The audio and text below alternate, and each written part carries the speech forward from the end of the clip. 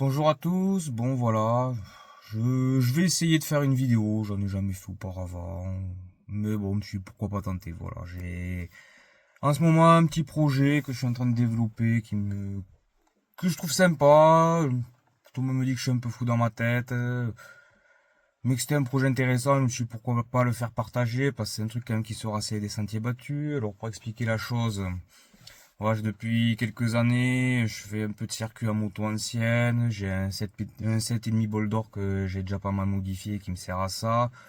Je mettrai, ouais, si ça vous intéresse, si jamais, je vous la présenterai, il n'y a pas de souci.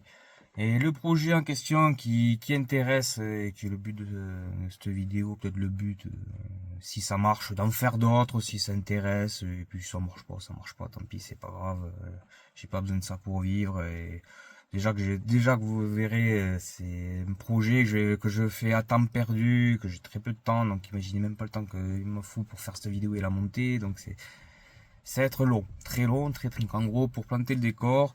C'est un projet que j'ai en tête depuis pas mal d'années. J'ai chez moi en stock, dans mes reliques, un moteur de CB1100F. Et j'avais pour projet depuis pas mal d'années de faire un projet de piste à base d'un cadre Martin et d'un moteur de 1100 boules d'or. Et il s'est avéré que ça fait quelques mois, j'ai eu l'occasion de concrétiser la chose en trouvant un cadre Martin.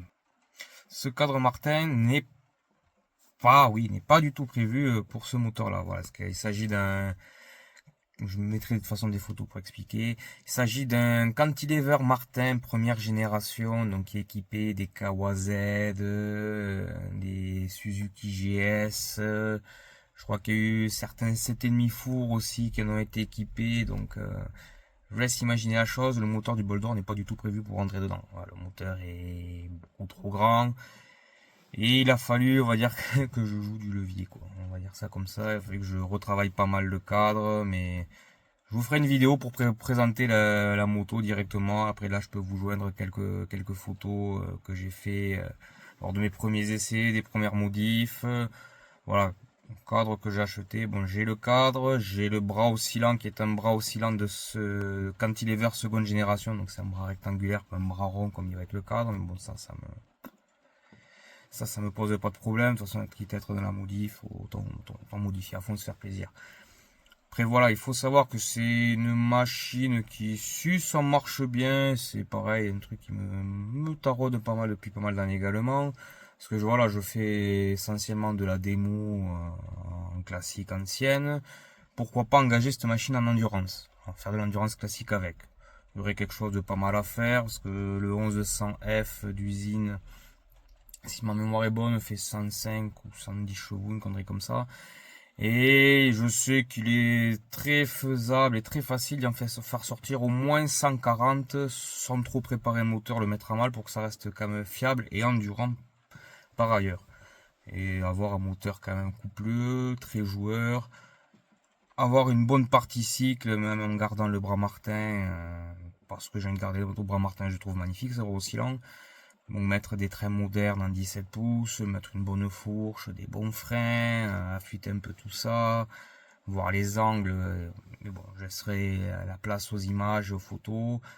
Alors, pareil, comme j'expliquais, le cadre étant incomplet, il n'y a pas de carte grise, donc j'ai pas de scrupule, pas de carte grise, pas de plaque, le cadre est un peu abîmé, donc j'ai pas de scrupule à voilà à modifier un cadre Martin, parce que j'en entends déjà certains qui vont créer au scandale que j'ai massacré un cadre Martin. Non, là, c'est justifié que le cadre déjà, ça vous verrez, je mettrai des photos aussi là en plus de la vidéo.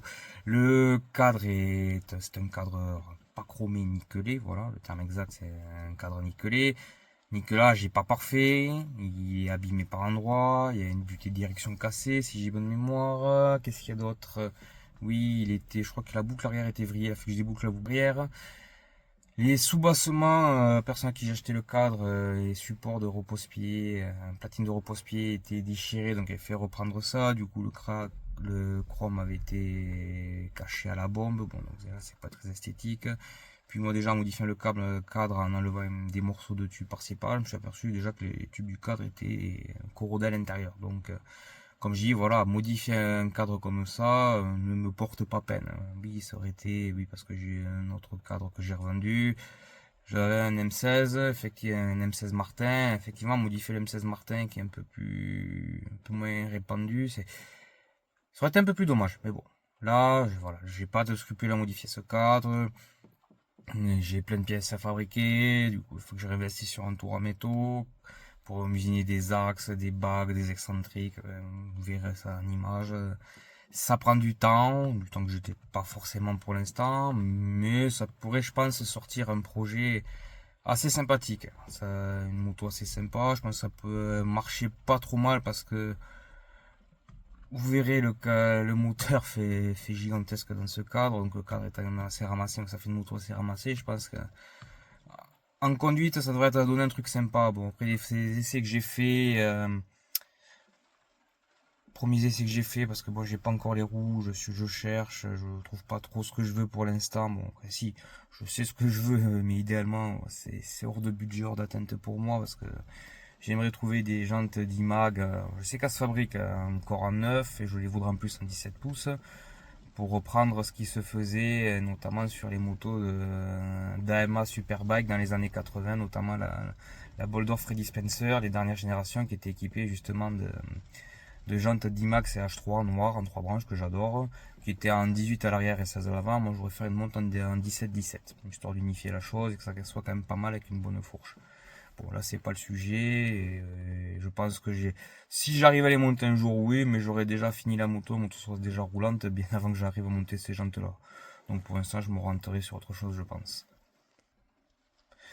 Autre point aussi, bon, l'esthétique, l'habillage, alors voilà, je vais partir du coup sur un ensemble fibre que je pense que je vais me refabriquer complètement parce que les réservoirs Martin, j'en ai trouvé très peu qui me plaisaient et encore moins avec ce type de cadre, donc je verrai de tailler un bloc, fabriquer, tirer un moule, un gabarit dessus, je verrai, j'en suis encore très loin. Déjà que j'arrive à mettre l'ensemble du projet sur roue, déjà ce sera pas mal. Après voilà, les essais que je fais actuellement, bon, le voir. Vous verrez, le cadre est sur un marbre, aligné au laser, posé au laser, bridé, fixé au laser. Là, j'en suis à faire les premiers supports sur le moteur et reprendre le moteur sur le cadre. Bon, j'ai travaillé le cadre déjà pour le rentrer dedans.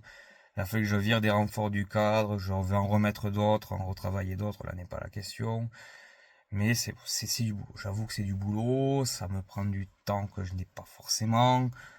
Donc après, voilà, si jamais ça plaît, ben je continuerai, je referai des séries de vidéos, ou des petites vidéos, ou juste des dossiers photos avec ma voix en off derrière. On verra comment ça se passe. Donc voilà, et je vous laisse avec la vidéo de présentation de la moto, et si ça vous plaît, n'hésitez pas à le dire, et je referai sûrement une autre vidéo, mais alors, quand, je sais pas. Donc soyez patients. Bon alors voilà la bête. Comme c'était dit, le cadre a été retravaillé, remachiné, repeint. Il n'est pas d'une qualité exceptionnelle à la base, les chromes sont quand même plus ou moins piqués. La butée de direction était déjà cassée, donc j'ai pas eu de scrupule à le modifier. Donc voilà, et il est là, j'ai enfin réussi à rentrer le moteur dedans. Il a fallu que je fasse sauter deux renforts qu'il y avait là et là. J'ai bridé le cadre avant de l'écarter, mes alignements sont bons. Là, pour l'instant, il est encore au stade de projet. Il a été posé, aligné au laser avec le moteur. J'ai tracé quelques repères dessus. Là, je vais y commencer les premiers supports moteurs et on verra bien ce que ça donne par la suite. Après, voilà, bon, j'ai le bras Martin qui va avec.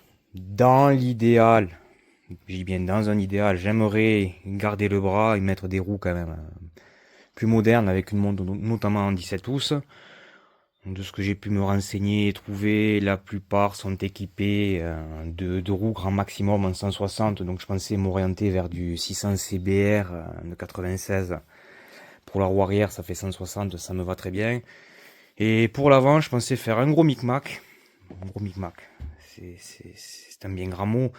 Je pensais y mettre une fourche 2000 Big One avec justement la roue avant du CBR, qui me permettrait de faire un mix avec une fourche en 43, une roue avec des freins en 310 au lieu de 296, qui serait intéressant vu le projet qu'il y a d'en faire une moto exclusivement de piste. De toute façon, vu comme je l'avais expliqué, il n'y a pas de papier sur ce cadre.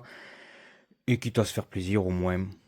Ah oui, autre détail, oui, quand j'ai raccourci déjà la partie basse du cadre, on voit peut-être pas bien sur la vidéo, mais les tubes ont déjà été réparés en bas, ça a été ressoudé, c'est pas très jojo dedans, donc j'y ai aussi légèrement dévrillé la boucle arrière qui avait un léger voile quand j'ai aligné la moto, mais bon après ça c'est qu'un détail. Donc voilà, voilà. Puis voilà, un petit détail sur les premières pièces fabriquées autour, donc rien d'exceptionnel. L'axe de roue, l'axe de Brossilon n'est pas terminé. Il va falloir que je le filette, mais je pense que j'ai fait un poil trop court, donc ça j'en referai un. C'est pas ce qui m'inquiète le plus. J'ai encore les axes amortisseurs à usiner, à fabriquer. Voilà, bon, c'est sonde de carbone qui allait avec le cadre, mais bon, pareil, il fuit, tout est mort dessus, donc ça je monterai. Je sais que maintenant, sur les refabrications, ils sont montés avec des chocs factory, donc je trouverais bien quelque chose dans le commerce qui s'en rapproche. Après, à voir justement avec la monte en 17 et le carter moteur, ce que ça va donner. Peut-être qu'il faudra que je mette un amortisseur plus long, histoire de regagner un peu sur la course, sur la hauteur et la garde au sol. Là, sur le montage que j'ai là, j'ai un angle de colonne de 24 degrés. Je pense que je suis pas trop déconnant. À voir ce que ça donne. Après, de toute façon, tout est question de réglage, d'ajustage et voir comment ça va se comporter par la suite. Donc voilà, oui, après j'enlèverai aussi pour le gain de poids certaines pattes, j'en garderai d'autres, il va falloir que je trouve à loger la batterie, je pense que peut-être qu'elle ira dans le dosseret. Donc voilà qui conclut ce premier épisode, si on peut appeler ça un épisode, une série, on verra ce que ça donne.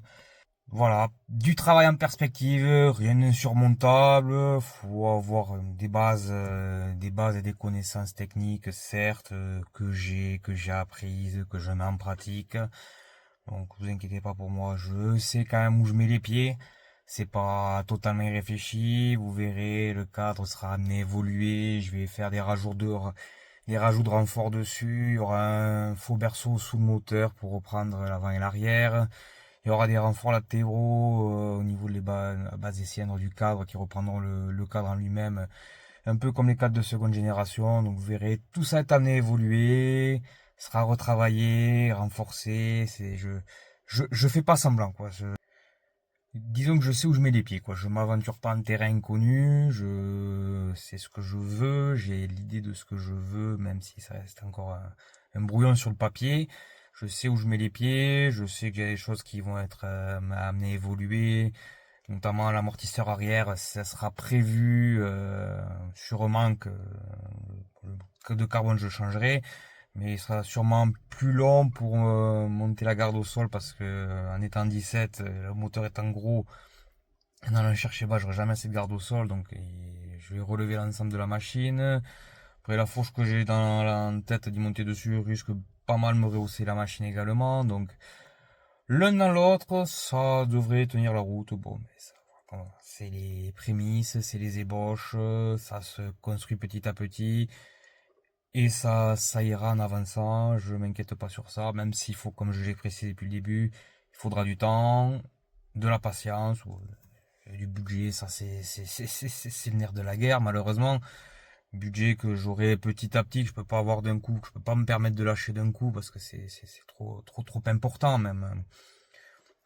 Même sans parler de la partie carrosserie, en partant la partie mécanique, c'est un moteur qu'il faut réviser entièrement. On a révisé, refaire parce qu'il a pas tourné. Voilà, moi ce moteur, ça va faire une décennie que je l'ai. Ça doit bien faire une décennie encore avant qu'il a été arrêté, si c'est pas 2 décennies. Donc, ouais, il y a tout à reprendre. Le moteur n'est pas bloqué, les soupapes s'ils sont grippés, mais le moteur n'est pas bloqué. J'ai déjà fait tourner la main, il est stocké en huile, donc. Là, je m'inquiète pas trop, mais après, voilà, si j'ai la prépa moteur que je vais faire dessus, pareil, c'est du budget, quoi. Surtout certaines pièces en particulier.